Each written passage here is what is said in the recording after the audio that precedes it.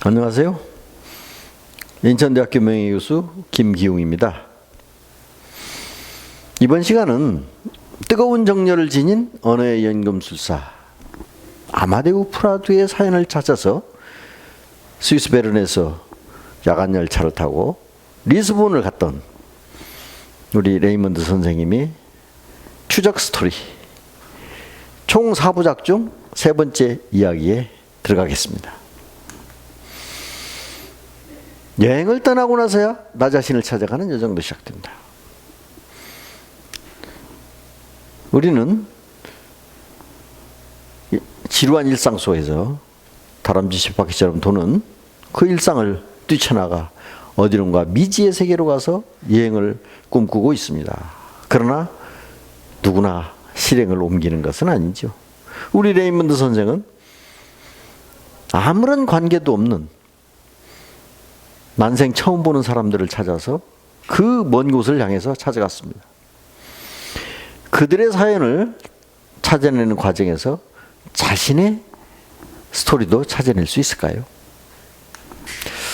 자, 이제 양로원을 찾아가서 주왕으로부터 당시 레지스탕스 활동하던 주왕으로부터 아마데우 이야기, 조지의 이야기, 그리고 스테파니의 이야기를 들음으로써 점점 사건의 실체에 접근하게 됩니다. 보시다시피 스테파니는 모든 것을 기억하는 여자였습니다. 상당히 미모죠. 나이도 젊습니다. 이 당시 레지스탕스 활동을 하던 젊은이들은 보통 40 후반, 50 초반. 거기에 비하면 스테파니는 당시 24살.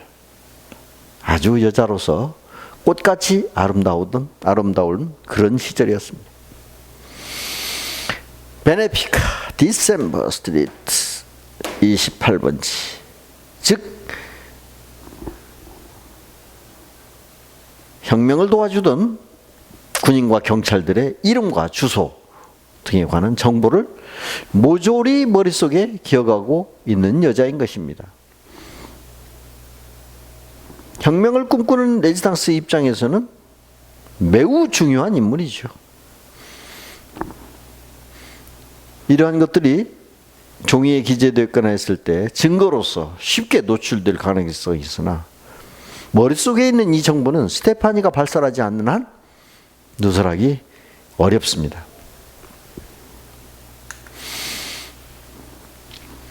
아마데우가 이미 레지스탕스 활동을 하고 있던 조지와 스테파니 주왕이 활동하고 있던 사무실에 찾아가서 나도 레지스탕스 활동을 하고 싶다는 의사를 전했을 때 깜짝 놀라게 되죠.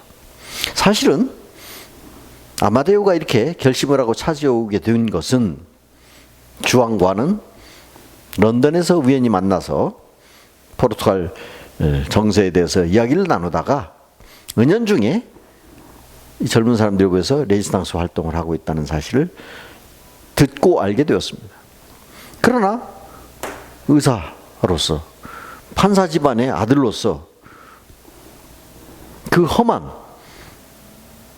형분군에 가담할 이유가 없었으나 젊은이의 양심으로서 고뇌하다가 드디어 찾아가게 된 것입니다.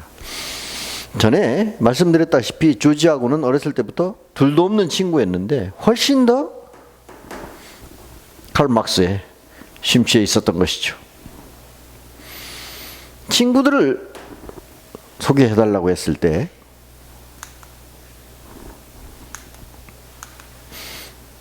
주왕을 소개했는데 사실은 아까 말씀드렸다시피 주왕은 이미 런던에서 만나서 알고 있던 사이였습니다.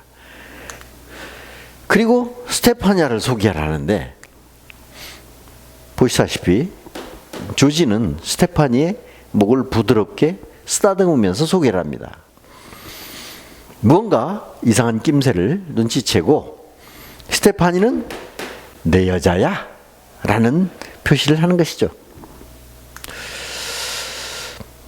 그러나 나중에 이 두 사람은 이렇게 회고를 합니다.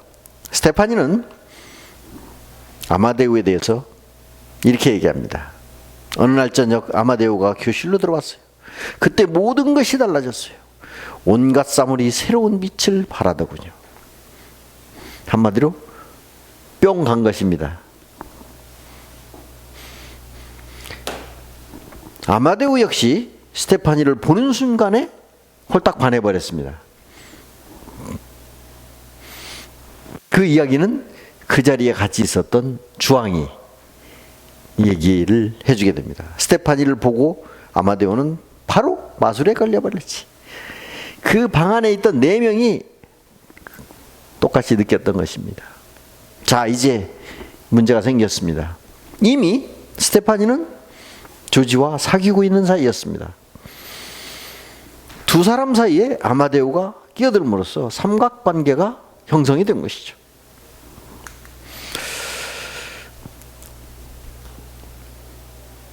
어쨌든 이건 쉽게 간단한 문제가 아니구나 하는 것을 짐작케 하는 대목이고, 바로 이 삼각관계 때문에 사건은 벌어지게 됩니다. 앞에서 나왔던 것처럼 스테파니의 존재는 매우 중요한 존재입니다. 혁명을 성공시키기 위해서는. 다시 아마데우의 집을 찾아간 레이몬드 선생님은 아마데우와 아드리아나 사이에는 혹시 무슨 일이 있었던 건 아닌가요? 라는 것을 묻습니다. 이 가정부 할머니는 당연히 무슨 사연이 있는지 알겠죠. 그러나 아드리아나가 극구 과거의 일을 들추는 것을 몹시 싫어했기 때문에 잘 쉽게 이야기를 하지 않습니다. 오히려 아드리아네가 직접 대놓고 이걸 질문을 했을 때 서서히 그 사연을 털어놓습니다. 오빠는 내 생명의 은인이에요. 비밀경찰 멘데스가 오빠에게 빚진 것처럼요. 어느 날 식사를 하는데 아드리아나는 음식물이 목에 걸려가지고 기도가 막혀 질식에서 목숨을 잃을 위기에 처합니다. 이때 급히 아마데우는 목에 구멍을 내고 관을 삽입한 뒤에 피를 빼내어 막혔던 기도를 열어주게 됩니다. 그래서 아드리아나는 목숨을 건지게 됩니다. 아드리아나는 오빠가 생명의 은인이고 이제부터는 오빠를 위해서 남은 생을 바치겠다라는 결심을 하고 간호사가 됐고, 결혼했다가 이혼한 뒤에 돌아와서 오로지 오빠를 위해서 헌신을 하게 되는 것입니다. 어쨌든 그 광경을 바라보고 있던 아버지, 아까 그 방법은 기관절개술이에요. 얼마나 아버지와 아들 사이에 대화가 없었든지 이때도 묵묵히 아버지는 놀란 가슴을 쓸어내리면서, 아들이 상당히 대견했겠죠? 기특했겠죠? 그럼에도 아들을 칭찬하지 못합니다. 끊임없이 아들의 눈빛은 독재에 협조하는 판사 아버지를 비난하고 있는 눈빛으로 이해가 되고 있었거든요. 아버지의 입장에서는 아들이 무모하게 혁명에 가담해서 자칫 직업과 생명을 잃을지도 모른다는 불안감에 휩싸였던 것입니다.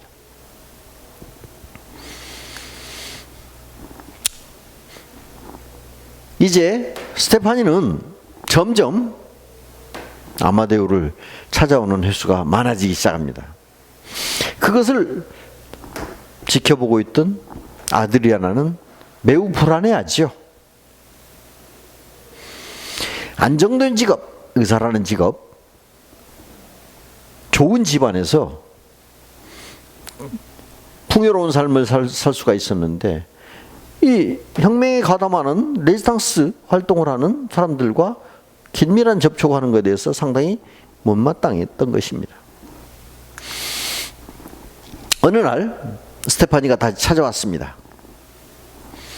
그리고 이제 더 이상 조지를 못 만나겠다라는 말을 합니다.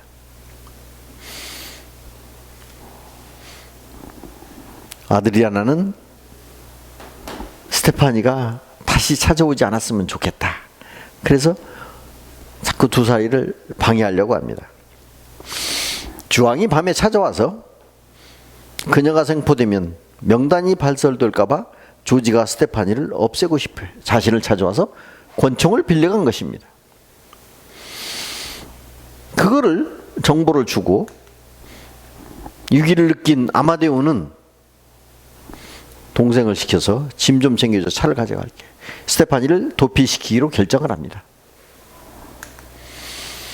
자, 이제 다시 레이몬드 선생님의 이야기로 돌아가 보겠습니다. 주왕으로부터 조지에 대한 이야기를 듣고 수소문해가지고 조지가 광장 앞에 약국을 경영하고 있다는 사실을 알게 되고 약국 앞에 가서 기다립니다. 문을 닫고 퇴근하는 조지를 따라서 미행을 하는데 이와 같이 조지가 간 곳은 채수를 두는, 우리 같으면 바둑 두는 기원과 같은 그런 것이었죠. 조지는 이미 젊었을 시절 레지스탕스 활동을 통해서 감각이 매우 발달해 있기 때문에 누군가가 본인을 뒤쫓아오고 있다는 것을 알게 됩니다. 그래서 왜 날 미행하는가? 나하고 체스 한 판 두세. 그때도 역시 레이몬드 선생은 베른에서 우연히 얻게 된 연호의 연금술사라는 책을 보여주게 됩니다. 사실 조지는 이때까지도 이 책이 존재도 모르고 있었죠. 그 뒤로 스테파니가 어떻게 됐는지 알고 싶습니다.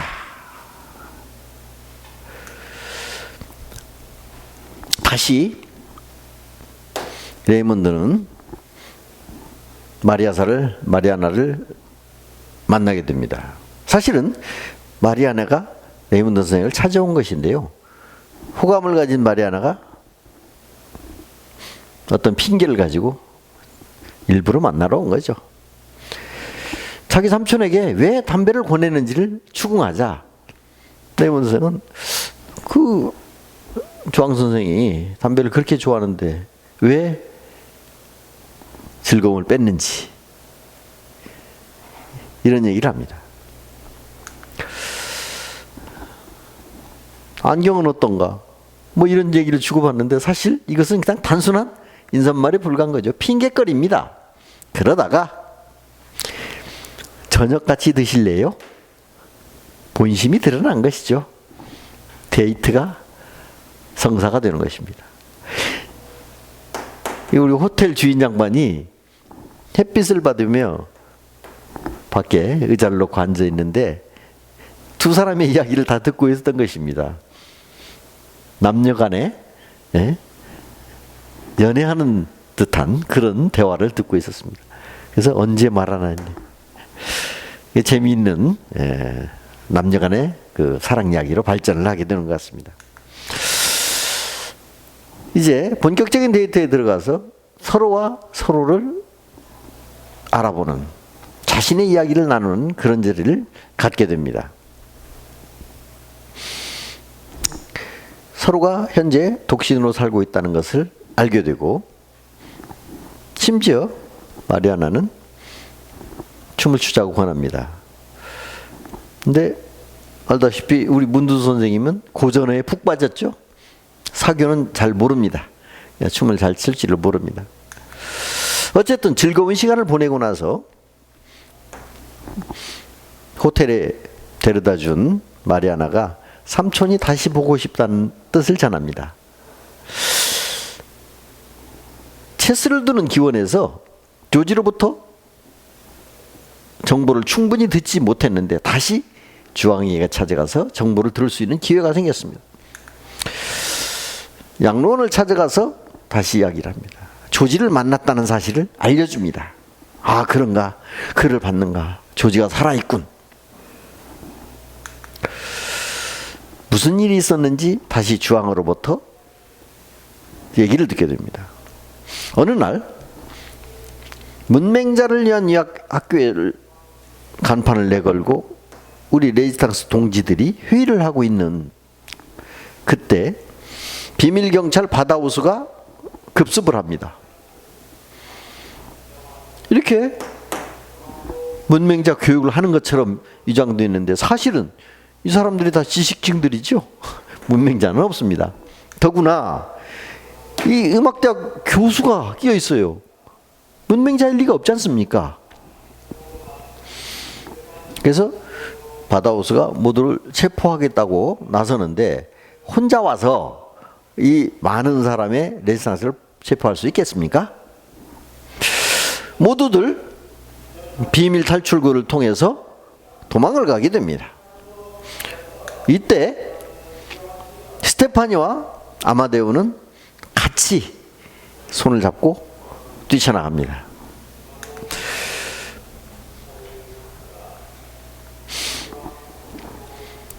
앞에서 얘기했듯이 주왕이 하는 말입니다. 조지에게 총을 주고 얼마나 후회했는지 몰라. 질투에 불타는 조지가 스테파니를 없애려고 하는 것입니다. 명분은 스테파니가 만약 체포가 됐을 때 스테파니를 통해서 그 중요한 정보가 유출될 가능성이 있기 때문에 사전에 차단을 하겠다, 이런 명분이죠. 그러나 사실은 속마음은 그것이 아니고 사랑에 눈멀어서 스테파니의 마음이 본인이 아닌 아마데우를 향하고 있다는 것에 대한 질투심이었던 것입니다. 어쨌든 이 일이 있고 나서 멘데스가 3일 후에 주왕을 잡으러 왔었고, 앞에서 말씀드렸다시피 심한 고문 끝에 주왕의 손은 완전히 망가졌던 것입니다. 다시 레이먼드 선생은 조지를 찾아갑니다. 그래서 주왕으로부터 들었던 이야기를 합니다. 조지로부터 그 당시의 사건의 내용을 좀 더 심도 있게 묻습니다. 차츰 접근해오는 레이먼드 선생이 몹시 거북했던 조지는 나한테 죄책감을 강요하지 말게, 이런 말을 하게 됩니다. 그 당시에 주왕한테 빌려갔던 권총으로 스테파니를 죽였습니까? 이런 단도직입적인 질문을 듣고 몹시 화를 내게 됩니다. 나도 쓰라린 심정을 부여안고 과거를 묻고 현재를 살고 있어. 바로 그 멘데스의 일이 있기 전까지는, 뭐 이런 말을 하게 됩니다. 그러나 이 두 사람은 스테파니가 사이에 끼어서 삼각관계가 형성되기 전까지는 매우 둘도 없는 절친이었습니다. 그래서 아마데우는 가난한 친구를 위해서 약국을 차려가지고 통째로 선물로 주게 됩니다. 어마어마한 선물을 받게 되는 것이죠. 조지는 아마데우에게 평생의 은인이라고 생각을 하게 됩니다. 그런데 불행하게도 숙명적으로 스테파니가 중간에 있음으로써 두 사람의 우정이 금이 갈 수밖에 없는 상황이 발생한 것이죠. 우리의 우정이 영원하길 바랬어. 그가 나에게 준 선물은 도저히 믿을 수 없었으나 사랑은 우정을 배신하고 있어. 스테파니의 치명적인 매력은 나로 하여금 쉽게 포기할 수 없게 했어. 이런 고백을 하게 됩니다. 다시 처음 만나던 날로 돌아가 보겠습니다. 이 사람이 스테파니아야 라고 소개를 하면서 자신의 영역을 표시하듯이 손으로 스테파니의 뒷덜미를 잡고 있습니다. 너 넘보지 마, 이런 뜻이죠. 그녀는 내 손을 뿌리치고 아마데우를 뚫어지게 쳐다봤어. 이때 조지는 억장이 무너지는 듯한 심정이었을 것입니다. 이미 말씀드렸다시피 두 사람은 그 이전부터 사귀고 있었고 매우 깊은 관계였습니다. 같이 잠을 자는 그런 사이였는데 자기 전에 내가 아마데였으면 좋겠지? 라고 스테파니의 감정을 대놓고 묻습니다. 두 사람의 사이는 얼음처럼 깨지기 시작한 것이죠. 다시 문맹자를 위한 학교에 바다우스가 덮쳤을 때 뿔뿔이 흩어진 그 당시 레지스탄스 동지들을, 그 중에서도 아마데와 스테파니를 조지는 이상한 낌새를 가지고 따라가게 됩니다. 어두운 골목에서 피신을 하던 이 두 사람은 자연스럽게 첫 키스를 나누게 됩니다. 이 광경을 밖에서 쳐다보는 조지의 이 쓰라린 심정은 그 누구도 짐작할 수 없습니다. 그때 총이 있었다면 쏴버렸을 거야. 주왕한테 빌려갔던 권총을 집에 두고 갔던 것입니다.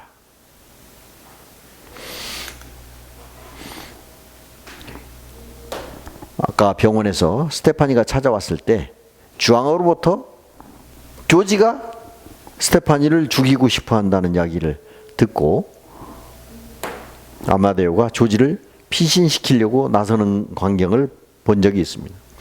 가는 길목에 조지가 앞길을 막아서고 권총을 겨누게 됩니다. 누구를 향해서 권총을 겨눴을까요? 바로 스테파니입니다. 명분은 중요한 정보를 가진 스테파니를 없앰으로써 정보를 보호하겠다는 명분을 내세운 것이죠. 아마데오는 급히 차에서 내려 조지를 막아섭니다. 둘도 없는 친구, 왜 이러는가? 그를 달랩니다. 조지는 사랑과 우정 사이에 방황하면서 아마데오의 품에 안겨 흐느낍니다. 보시다시피 권총을 아마데오에게 건네준 후였죠. 쓰러져서 오열하는 조지를 뒤로 한 채 아마데오는 스테파니를 태우고 이제 피신의 길을 나서게 됩니다. 스테파니가 아직 살아있고 스페인의 살라망카 대학에서 역사를 가르친다는 얘기를 조지로부터 듣게 됩니다. 세미나에서 우연히 만난 적이 있었던 것이죠. 레이먼드 선생님은 그 약국이 퇴근한 이후에도 밤에 왜 불을 환히 밝혀놨는지를 묻고 조지는 아마데오를 기억하려고, 아마데오가 죽기 전에 자신에게 주었던 그 큰 선물을 기억하기 위해서 불을 켜놓는다는 고백을 합니다. 여전히 조지의 마음속에서는 사랑은 떠났으나 우정은 남아있다는 것을 말해주고 있는 것이죠. 어쨌든 그 당시 일어났던 사건의 전모를 어느 정도 파악을 하고 이제 레이먼드 선생은 자기 일상으로 돌아가기 위해서 호텔 체크아웃을 합니다. 이때 묘령의 여인이 레이먼드 선생님을 찾아오게 됩니다. 바로 키리안펠트 다리에서 자살을 하려고 했던 그 묘령의 여인이죠. 왜 레이먼드 선생님을 찾아왔을까요? 그 이야기는 리스본행 야간열차 총 4부작 중 마지막 4부에서 말씀드리도록 하겠습니다.